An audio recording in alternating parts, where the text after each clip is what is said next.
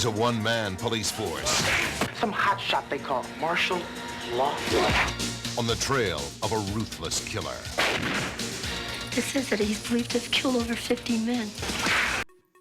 Martial Law, released in 1990, is directed by Steve Cohen. It's a low-budget action film that blends martial arts, crime drama and cop thriller tropes in a way that's very much a product of its time. Starring Chad McQueen, son of screen legend Steve McQueen, Cynthia Rothrock and David Carradine. The film delivers on physical action, even if it stumbles in storytelling and production polish. The story centres on Sean Thompson, played by McQueen, a tough LA cop with a martial arts background, and his partner Billy Blake, played by Cynthia Rothrock, as they investigate a string of violent crimes connected to a high-level crime syndicate. The villainous Dalton Rhodes, played by David Carradine, is at the centre of the web, orchestrating illegal activities from behind a veneer of respectability. When Sean's younger brother gets involved in the criminal underworld, things get personal. Now, Chad McQueen is somebody I've seen in quite a few films. This one, he brings a rough-edged presence to the lead role, although his screen charisma is uneven.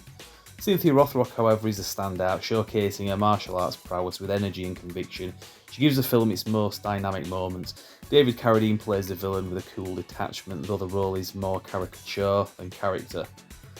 Now, the fight choreography in the film is the highlight. Rothrock in particular, she delivers crisp, entertaining combat sequences. And fans of early 90s martial arts cinema will appreciate the throwback style, fast-paced, no-nonsense, hand-to-hand brawls with minimal CGI, in fact there's none, and plenty of roundhouse kicks. The film also captures a gritty urban atmosphere that suits the genre well, and while it lacks the finesse of bigger budget contemporaries, it compensates with a kind of DIY charm. Now, the plot is predictable, often feels like it's stitched together set of cliches from the troubled younger brother of the wisecracking cop duo dynamic. The dialogue is clunky and the acting outside of the action scenes is often wooden. Pacing sags at times, especially in exposition-heavy scenes, and the direction, while competent, is uninspired. But it is an enjoyable B-movie for action and martial arts fans and genre enthusiasts looking for some nostalgic late-night action. I love this film, to be honest, but a bit of a guilty pleasure. It won't win any awards for storytelling or character depth, but if you go in looking for some solid kicks and menacing David Carradine and Cynthia Rothrock doing what she does best, you won't be disappointed. Martial law, where there's no curfew on action, suspense, and profits. Order date, April 25th. Ah yes, VHS, the good old days. Now, one thing I will say as well is that Chad McQueen is pretty good in some of the martial arts scenes. It's kind of weird watching him in these movies because he is very much, or he did very much look like his father. And as you've followed this channel, potentially you'll have seen some of the Steve McQueen videos I've done. So I've been quite a long-term fan of Steve McQueen, so it's kind of eerie seeing his son. He was about the same age as Steve McQueen was when he started out, and I wouldn't say he's a clone of him. It's kind of like Scott Eastwood. You can kind of see the look of the father, but he does bring his own thing to it. And of course, he's really good at martial arts as well, which Steve McQueen wasn't, or at least not on screen anyway, from what I saw. So it's pretty cool to see anyway. And that brings us to the sequel, Martial Law 2. From the producers of the highly successful martial arts thriller, Martial Law. A crime lord is in control of a city. Haven't I always treated you right, Captain? A new elite police force. Most powerful aspect of martial arts, mind. Concentration against the opponent's movement is how you'll take them down quickly. When cops are paid off and murdered, You have to find out what happened. the martial law team goes undercover. The 1991 sequel, Martial Law 2 Undercover, builds on the modest cult success of its predecessor with a sharper focus on action and a more tightly paced storyline. This follow-up trades in some of the first film's grittier crime drama elements for more stylised martial arts combat, and a streamlined undercover cop plot. While still operating firmly in the low-budget B-movie arena, Martial Law 2 is often considered a superior entry thanks largely to its lead cast and relentless fight choreography. Cynthia Rothrock returns as Officer Billy Blake, and she's partnered with Sean Thompson, the same character from the first one that was originally played by Chad McQueen. I nearly said Steve McQueen then. It's played by Jeff Wincott this time. Pretty good actor. The duo go undercover to investigate a string of police officer murders connected to an elite security force run by the ruthless and power-hungry Spencer Hamilton, played by Paul Johansson. As they infiltrate the corrupt world of private enforcement, they uncover a conspiracy involving dirty cops, drug trafficking, and underground martial arts duels. Now this is where it gets weird. Depending on who you ask, the next film is Mission of Justice, starring Jeff Wincott again, as you'll see here. But it's not the same character.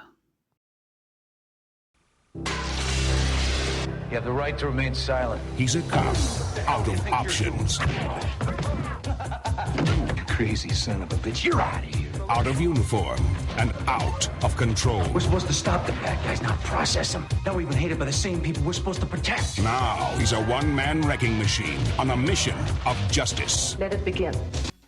So as I say, depending on who you ask, this is the third film in the series. Mission of Justice is a gritty, fast-paced martial arts action film from the golden era of straight-to-video beat-em-ups.